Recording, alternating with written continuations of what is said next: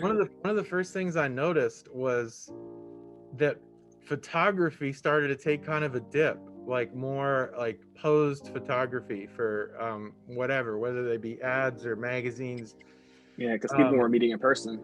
yeah, and so like the Illustrator started to become a little bit more like, I don't have any data on this, but I can only imagine that illustration gigs have gone up, like have risen since the pandemic started, because it is one of those remote things that you can do by yourself without a team in most cases. Yeah. Yeah. No, Um, I noticed that same boom. I'm like, you can see yeah. it like I'm very present on Twitter. You can see like a lot of artists in that community like talk about the work they receive. Like a Mhm. bunch of students just out of school because of like that whole situation. Like the turnaround for them getting a job happened so much sooner because they Yeah. didn't have to pick up and leave, and go cross state. Yeah, and I'm finding that like anecdotally that seems to be the case where I'm at right now. Lots of the seniors, they just plan to stick around, which is really crazy to me, because that never really used to be the Like a thing. common, like folks usually had the plan to like go somewhere like New York or California, whatever it may be, or Atlanta. I guess there's a tangential thought I want to kind of go across, and it's called I'm calling it a methodical approach. Something I guess I value a lot in art, and I don't see it done very often, at least not until like a very late stage in professional art. I guess I feel like I want to try to introduce this concept, earlier on, as early as possible, and maybe it can be like a catalyst for some new ideas for how you guys approach your own work. So cool. But to get into it, my name is Justin Benford, illustrator. I'm from Atlanta, Georgia, graduated from SCAD, Atlanta, Georgia, and I am still in Atlanta, Georgia. So I'm chilling. Start with some work. So this is some personal work of mine. I'm just going to focus more on, I guess, the more illustrative, editorial stuff I have going on. But this is some recent portraits I did. Guy on the right is Joji. I don't know if you guys listen to him. If not, you should. Left side is just a fun piece, kind of works from like a reference, and I just wanted to kind of play around with line work and like lighting at the same time. So that's cool. Mob Psycho fan art on the left, Inuyasha fan art on the right, and just some other series of drawings as well. But yeah, in terms of me as an artist, I kind of bounce around everywhere. That's kind of my thing. I'm still trying to figure out like my own personal niche, but not really as a career, but like my own personal taste, which is kind of like a personal journey I'm going through right now. But yeah, so let's get into it. Today we're going to kind of talk about color, rendering, and kind of how to achieve like believable lighting situations, even with really complex forms or really simplified forms. So hopefully turning from this line sketch here to something more believable and dynamic on the left. All right, not going too fast. I'm making sense. Not at all. Keep going. All right, cool. Or really quick, Justin, I feel like typically when we've done this in the past, you've been open to folks interjecting. Do you want them to interject, or do you want them to wait till the end? No, they can ask questions whenever they want. Yeah, I'm all about it.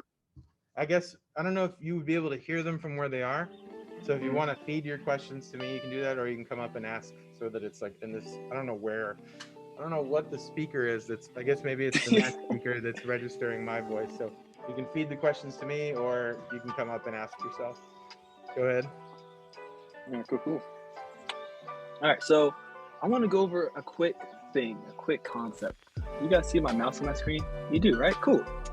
So this is something this is kind of what I think about when I think about color and rendering.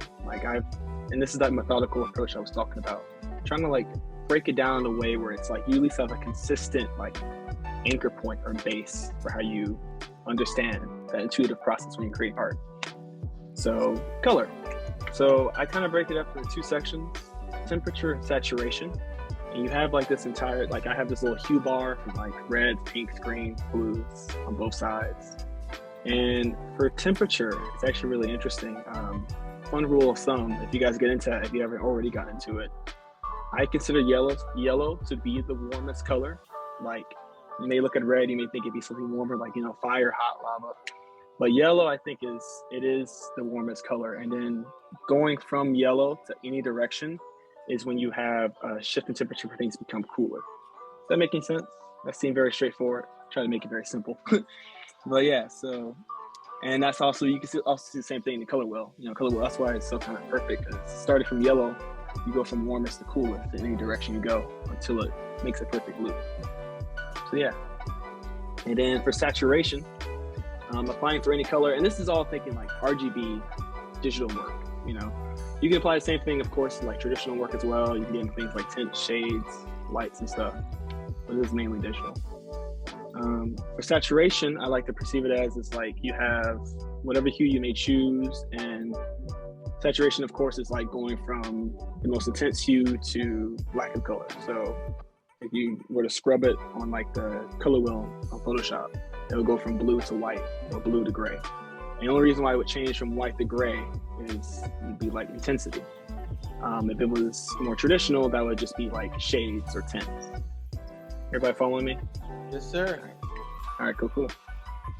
But yeah, so something like this, I think it's actually really cool because you know, everybody's different. We all have an entirely different approach to art. We have very different goals when we're drawing, when we're creating, you know, but I think it's very valuable because I see so many people rely strictly on intuition when they're drawing, which is perfect, you know, which is the point, you know, that's what art is all about. But I think there's really like a gem there when you can like kind of be able to kind of understand your own process and make simple like key sheets or like keys and legends, you know, how you understand that. That makes sense? Yeah. So yeah. All right, so let's get into it. So basically the way I'm going to kind of go through this coloring method is, you know, I primarily focus on line work. And so the colors I use are kind of done to either accentuate or kind of fall behind that. But I'm using color modes. I don't know if you guys have gone over that yet, but like, it's gonna be really simple. Literally, I'm using multiply and overlay. I don't know if you can see on my screen here, but if you go to like however your Photoshop set up, it's typically right underneath the color wheel or color box. They have render modes right beneath it above your layers. And if you select that, it usually says normal, but you have like a list of options that pop down all right here. Whenever I do like shadows, for example, I use multiply. Multiply is a great fun layer because it kind of acts like this like ambient, just dark layer, you know. It doesn't really fully mask all the colors beneath it, but it kind of works with it as well. But yeah, so that's what this little ball is for. So we got this little teal ball, it's very neutral color, and I apply a shadow. Oh, something very important I want to talk about. A key thing, this is the best trick in the book for anything like light shadow related. There's a dichotomy with how light sources kind of work when you apply it. So if you have a warm shadow, for example, you will 9 times out of 10, unless there's like some weird relative situation, have a cool lighting system. If you have a cool shadow, you will have a warm lighting system. So like that temperature thing. So like if I were to apply like a very, I don't know, intense, warm, lime green shadow, you know, the cooling situation, like a cool light source, it would be more compatible if I kind of go up here towards these violets and blues, and then vice versa. That making sense? Yeah.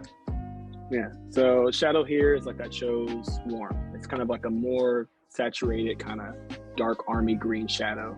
So the initial teal is like around here. The shadow is closer towards the yellow. All right, and then I kind of made 2 little lighting situations here where one could be like, I kind of overpower that warm shadow by making an even warmer light source, just slightly at the top, going back up towards that yellow and teal, or I can just kind of overpower it completely and push it all the way down to the yellow. That makes sense? Yep. Yeah, all right, cool. Or at least it does to me. If anybody wanting to any questions at all, you know, yeah, you know, it's all nuanced. Yeah, no, that makes sense. You're explaining it really well. All right, cool. Well, yeah, and so between those 2 differences, you have really a lot of freedom, because even though this is like a cool highlight, warm shadow, and then a warmer highlight, like even though this was initially a warm shadow, you can kind of overpower that and it kind of changes the effect. And then with some tweaking, you can have like this little nice rendered ball. Very simple, very straightforward. I think it's something really worth trying. You don't even have to do it with the render modes. You could do it yourself as long as you kind of keep those 2 things in mind. You know, so if you had like a red ball, a red like magenta ball, the shadow itself could be more violet for a cooler base. and the highlight can be something more orange, yellow, pushing towards that warmer hue. And the effect becomes believable, you know, as long as you have that dichotomy between those two light sources and effects, you know. So cool. I'm gonna zip through this real quick. We're gonna do a real demo, I promise. So here's an example where I kind of apply that same effect. You know, so we have line drawing, flat colors, and I apply some like relative temperature stuff, but that's like mainly about skin and material, different topic. And we kind of jump into it. So if I'm doing like flat cell shading colors, I can still create that believable lighting situation by keeping the shadow, which I start with multiply. I keep the shadows warm, you know. So I apply shadows like core, ambient, occlusion shadows everywhere I need to, behind the hair, behind the face, things like that. And already it's relatively believable. It's a fine, solid, cell shaded flat drawing. Next step is like I add a little bit of highlight.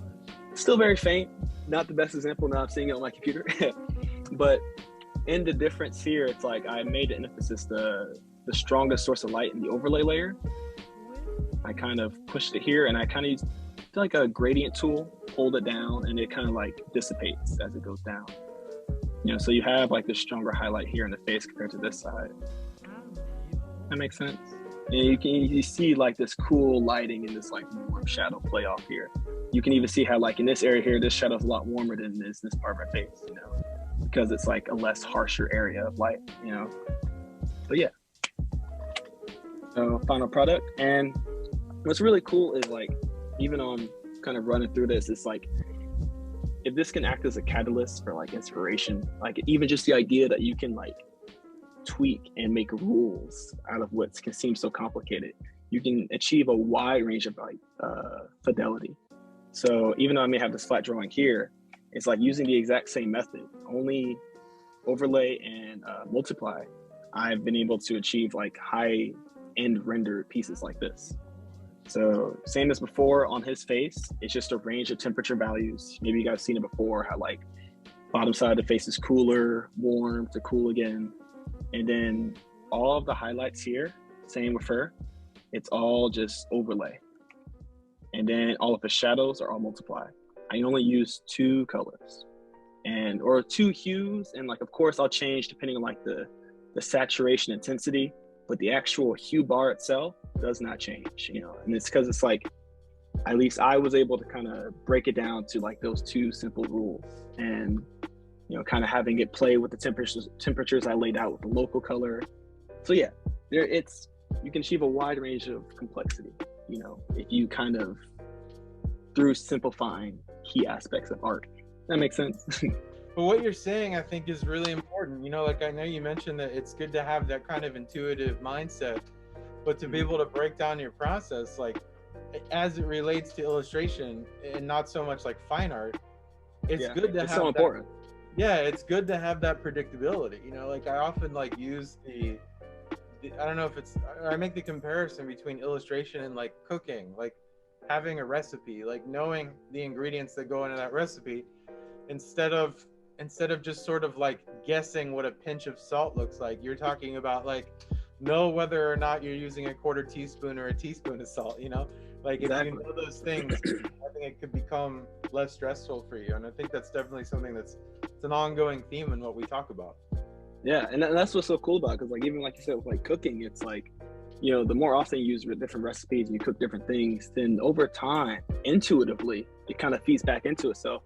You'll be able to pick up on different flavor profiles. You'll be able to instinctively, just through muscle control, get that perfect pinch of salt without having to make sure it's a tablespoon, it's a teaspoon, you know? Exactly. So like that same thing can feed back into art. You know, if you can develop like a method for yourself, it'll slowly become second nature.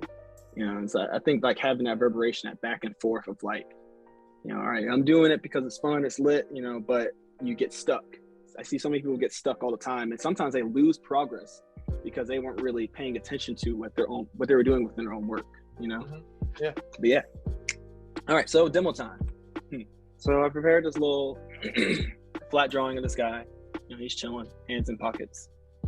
And we're gonna be doing it from scratch because I think that's much more fun, you know? We're gonna keep it real simple, and I'm gonna try to walk through and talk through each decision I'm making. You know, if you guys have any questions, you want to stop me, you totally can. You know, I'm just drawing. All right, but if you can see here on my left, it's maybe a little low resolution, but I have all my color layers separated, line and stuff, and I have 2 layers signified as light and shadow. I think shadow's the easiest to start off with. I think everybody kind of has that that incentive to start with shadows. You know, it's the most evident, the most obvious shapes you can kind of put down. And then for this guy, I'm thinking I'll make the light source like come from over here, you know. Ching, ching, ching. So let's do that. All right, so let's go for warm shadows. So warm shadows, if I'm thinking strictly hue, like I said, yellow is what I consider the warmest hue out of the entire family. So whenever I'm thinking warm, so that's what makes it so easy since I'm on a bar, it's typically the lower half, you know. And everything's relative, so of course warm colors exist up here, but from the jump, lower half is where you want to start. And if I'm doing warm, I'm just guessing and picking, you know, orange is a safe bet, you know, for most any lighting situation when it comes to like, at least how I'm talking about. So I can just throw down some shapes.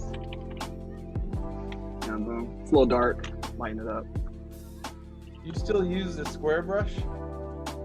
I go back and forth. Now I actually use the round brush, and I have this super dope textured brush from Chin Kim. Okay. His brush collection is awesome. But yeah, so I have like a little nice orange, a little saturated, not too strong, not too light. And when I first start off with stuff, I like to kind of keep it opaque, you know, nowadays, so I don't lose what I'm going for, if that makes sense, you know. Yeah, it's like almost, I get lost in the sauce. Yeah, it's almost kind of like doing a no-tan drawing where you want to see the 100% darks against. Yeah, the 100% lights. Yeah. Yeah, it makes sense to do it like that. And like I'm seeing here, it's a little dark. I may keep going to see how it turns out. You know, but like I'm just doing some very basic like shadow. And this layer style is multiply, so that way it's not affecting the artwork, right? Yeah, so like it's not only is it like directly on top, so it's not affecting the actual work beneath it. There's also this cool little trick. I don't know if you guys know about it. Like if you have like, for example, I have a bottom base layer that operates all my colors. Like it's just like this gray formatted shape. And if you have a layer on top of it, while that layer is selected, and you hold Alt and you press like that little space in between, I don't know if you can see it, it like attaches the layers to that. So all of my colors are attached to this bottom layer. But if I were to disable it, then it goes to being this. That makes sense? That's a whole other different topic, but it's cool. All right, but yeah. So I apply some, like I was doing before, base, just color, you know? Whatever makes the most sense. You know, we'll clean it up a little bit as we need to, you know? Yeah.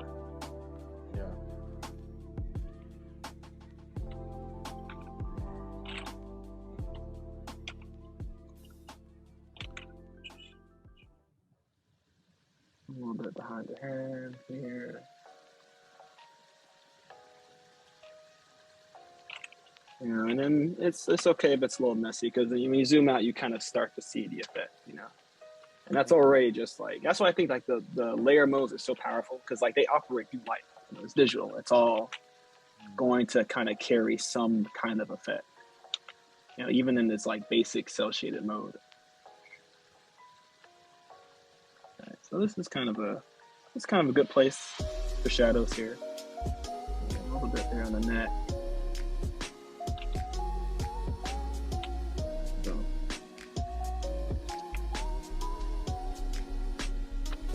All right, cool. So now we kind of got that here. What we can do now is we can jump straight to overlay the lighting situation. And what's cool is, you know, I chose a black guy, so his skin type is going to be definitely a lot more reflective. So that's going to lead more opportunity to showing this effect. But since it's already on set and overlay, and I start off with a warm shadow, like a warm hue. Now I'm going to be moving away from this region, you know, cool lighting, warm shadow, warm lighting, cool shadow, you know what I'm saying? So now I'm going back up here. Maybe I can, orange and blue, complementary, makes it easy. Maybe make it a little bit more, a bit of a warmer blue, more violet. And let's see what that looks like. Ooh, see, sometimes like this is gray. This is not what we want, and that's interesting me too, because it's like it's still all color theory is relative, you know. So like you see on the skin, that's gray. You see on this jacket, very different effect, you know. Let's adjust that. So and like if I need a color to get lighter, I literally just make it lighter. That's that intensity thing I was talking about. Top is most intensity, bottom's lower. You know, that affects saturation, temperature, all the same. I like how you keep yourself from going crazy in terms of just like your method for like poking around the color wheel, you know. Yeah, I know artists who they have like the code, I guess, like the code of the color memorized for specific things, you know. And I just yeah, people like that are interesting. yeah, like I just feel like I'd lose my mind, you know, thinking about different color codes, you know. And they just like plug them in and they don't have to think. And I think that there's something really like romantic and also like freeing to just sort of poke around the color wheel with this general knowledge that you've introduced, you know. It's not like you're poking around randomly, like you have the knowledge of what's warm and what's cool and on what spectrum of the wheel you belong. But I love this sort of touch and go thing. Like it's very like doesn't have to be so pragmatic, you know, like how you pick your but there is a loose formula that Justin's already like explained that he's going by, so it's not like it's completely random, you know. And that's what I think is so cool about it, because you know you can, and this is something I've been working on personally. I try not to get too lost in the sauce, you know. It's like I'm talking about like this methodical thing, but it's like they got to a point where it got very stressful, you know, getting caught up in all those details. Yeah, you know? I mean, it's like, yeah, I have friends like and it's that. like art's supposed to be fun, you know. Exactly, yeah, I have friends like that where like they look at, you know, like a perspective or like some sort of drapery or a fold in my piece, and they correct it as if though it was a math problem I got wrong, you know. And it's like it's okay, it's chill. Yeah, it's like okay, yeah, thanks for the feedback, you know. But I think it's healthy to not have just that one perspective, you know, where you're only going to judge, you know, only look at a piece of art and then it doesn't mean anything to you because the U fold is not incorporated properly, you know. I think there's a lot of like a lot of overlap between fine art and illustration. I think the commercial aspect leaning more towards illustration. The relatableness, if that's even a word, of illustration separates it from fine art in a lot of ways, where the fine art is more, you know, tends to be very, you know, you can confuse somebody and it's okay to confuse somebody in the fine art world. Imagery. But I think there's those parallels between the fine art world as it exists in practice and illustration as it exists in practice, like as the business of it. But then there's that similar connection that happens between illustration and the fine art world, where it's okay to be wrong. You know, like that's one of those. And I tell my students that it's like, you know, it's okay to be wrong. It just has to work. You don't have to make your perspective. You're not trying to pass. Perfect. You know. Yeah, because it's like you're not trying to replicate life. We see real life every single day. You know, there's value in that, of course. You know, you could be a naturalist artist, you could be any kind of artist, but at the end of the day, we're talking about you. You know. So everything I'm starting off with, it's like it is a hard color. I'm sorry, it's kind of messy. It's not my best work, but it's all harsh like color. And literally, I just kind of go in with like sorry, I blanked out. Default brush, default eraser with opacity, and I kind of scrub away at the lines. You know, and that's actually something I can go into because that is how I primarily render things. Let me do something real quick for you. Yeah, so it's like applying the hard color and then taking an eraser with like a lower opacity and then sort of blending it into the base tone of the character. He's gonna give so like that little thing I was talking about with the ball, the actual physical take of rendering. This is like my go-to method. Like when I really get into it, it works for me every time, no matter the fidelity. But like I have this little ball, so let's make the shadow a little more saturated and a little warmer. You know, it's kind of a really dark ball. I can start off with a flat color. You know, you'll probably recognize how I did this in the past, Rodriguez. Yeah. And you can literally, this is how I've always done it. It's always worked for me. You can just kind of shade, oh, my bad. Wrong layer. Okay. You can just kind of shave away at it with an eraser. Opacity on. I just have opacity and pressure on at the same time, using a little control. And I just kind of shave away at it, you know? And so like these two areas here. So now here, you know, I'm shading, but a little more gently. That way I kind of have that blend. And this is all just with the eraser. And maybe I'll go in with like the I pick tool with the brush. And I'll build it back up with opacity.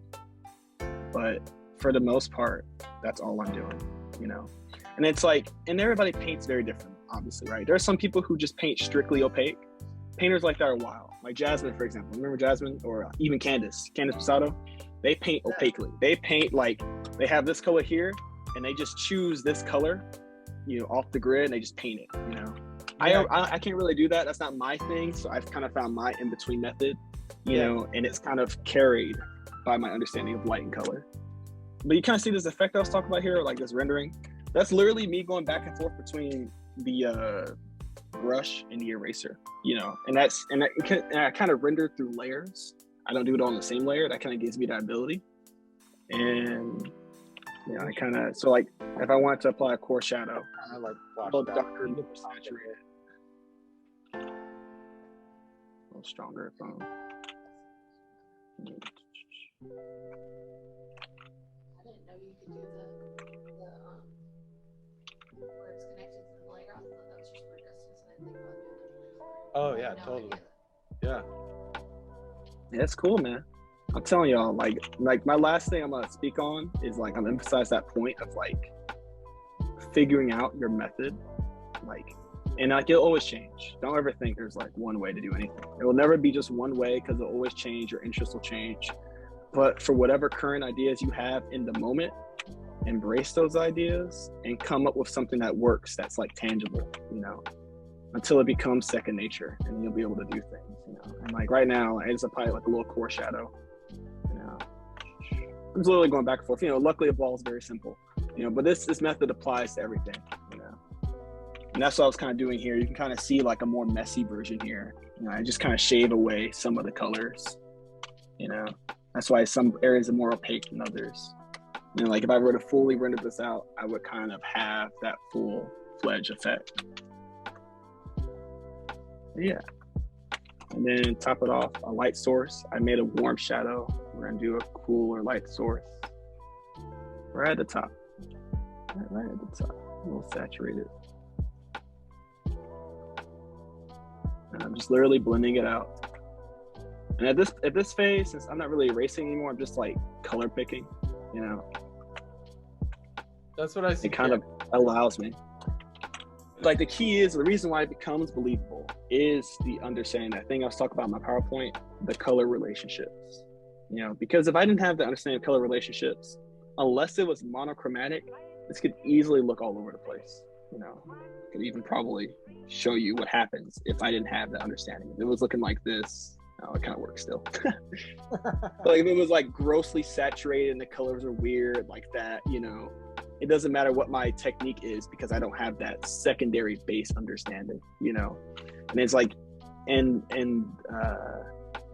what's the word? For my lack of ability of like rendering at a fidelity like Candace, it's made up with that understanding of like relationships between lights and colors.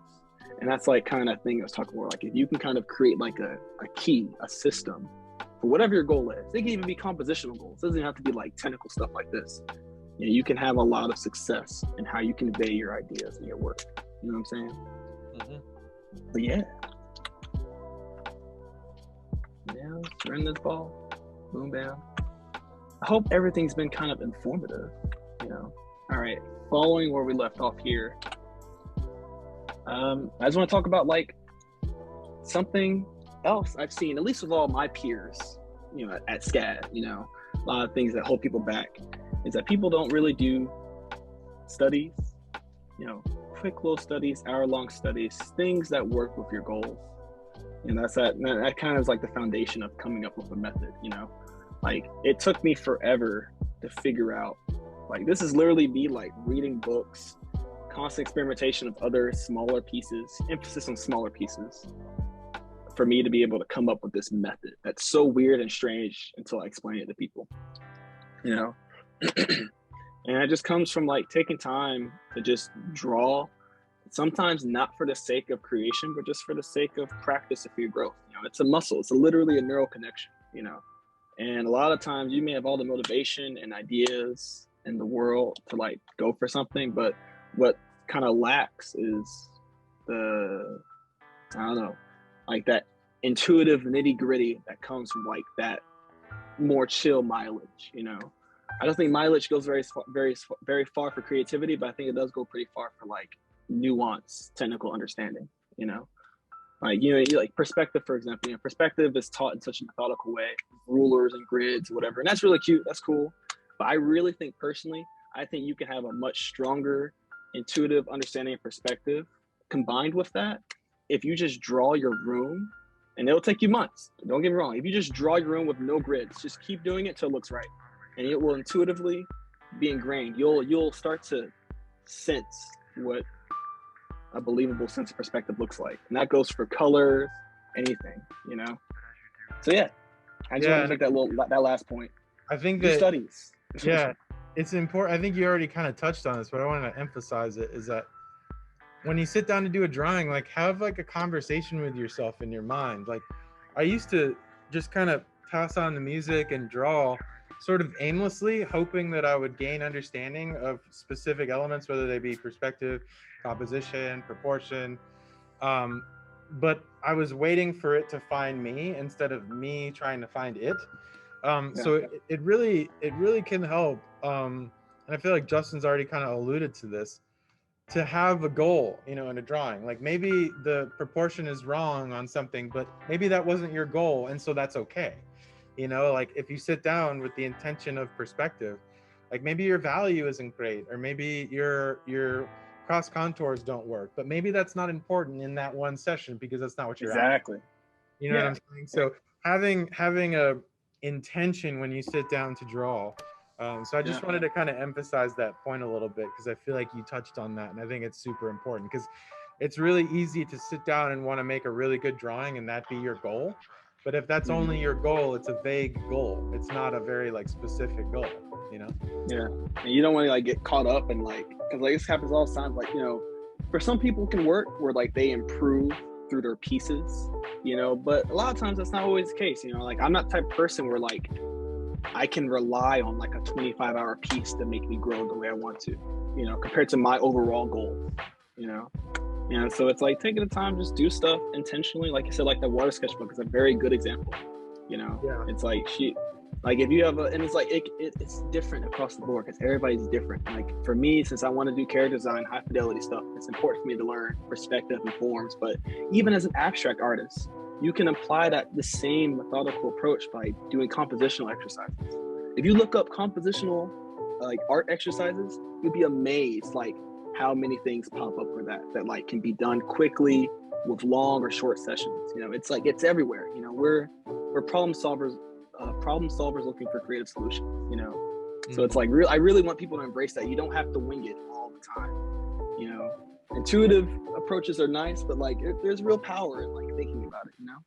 And so I definitely go back and forth. It's all kind of leans into itself, because like that is ultimately the effect I want in my digital work. Is I want it to kind of be like a nice, perfect combination of my traditional as well. I want that same grittiness, which is why I kind of use these texture brushes all the time. So go back and forth. It's fun, y'all. You've done a good job a really effective job rather at like transitioning and keeping that voice, that basic voice that you had. So I saw you pursue quite a bit of traditional or analog, as Goni would say, and it translates over very well. It's a very interesting, timeless question, especially, you know, when I think about like my journey right now. It's like it's always going to be, here's the sad truth, there's always going to be a back and forth. Like, you know, there's always going to be a push and pull in that comfort. But I think that's like the thing about life, embracing that change. Because, you know, I think style, it's a combination of like inherited like nurture. You know, it's like we all perceive the world differently, but our different experiences influence who we are at the same time, you know?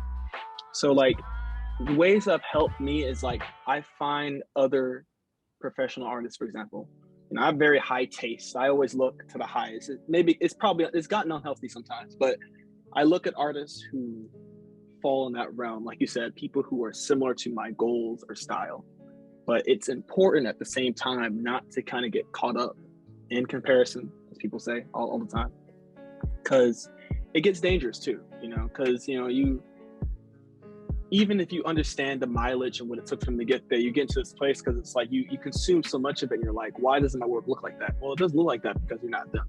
At the end of the day, you're always going to just be yourself. You know, I had this friend recently tell me, she said, you know, I think at the end of the day, the thing that's the most important about people's work that stands out isn't the skill, it isn't the execution, it's the personality. It's who you are as a person. And I promise you, I think I've seen recent success with it, because I took a hiatus from drawing because of this like existential issue. But I've seen success in this recently, that like me embracing my current interest now, my current taste, like pursuing endeavors, you know, that aren't tied up in career, but personally, like the things that bring me joy, things that bring me that feeling of luxury, helps me find a more definitive voice in what I want to see. Because it's like, I feel like we get caught up in the appeal. Like, what appeals to people? What appeals to companies? What will people like? Even when we don't hear that voice, it's very subconscious. That's our society, you know. But I think if you get to this place, it's a beautiful feeling. I've only felt it a few times, and you realize you can literally do whatever the hell you want. That's all it is. People love authenticity, and they love when it's communicated well. That's all it is. If you really get to that nitty gritty, and it'll take time, don't get me wrong, like we're all very young, you know, you're gonna, like I said, that back and forth is gonna keep happening. You're never gonna find the style. You're just gonna be comfortable sometimes and uncomfortable in others. You know, what the difference is what you do when you are uncomfortable. When you realize that you are changing, growing, or even regressing, what does that mean? What are you gonna do with it? Are you gonna kick yourself in the ass, or are you gonna be kind to yourself and recognize that you are growing as a person, you know? And I think that's a very important realization to have. And then I think if you can kind of get to that place at a consistent wavelength, you'll feel a lot more comfortable with your journey of finding your style, growing, changing. That makes sense? I hope that makes sense. I guess I could give a concrete answer. Look up to artists. Don't compare yourself too much. Be kind to yourself and embrace the fact that you want to do what you want. You know, communicate it well. That's it. You know, and be ready for those dips, because you're going to find a lot of dips, but it's, you know, that's the part of it. You know, it's a part of life. You know, sadly, life is unfair, but you know, luckily we're smart, so we can kind of make it a little more fun sometimes. You know, I think that one of the differences between graphic design and illustration is that there is that existential component that illustration possesses.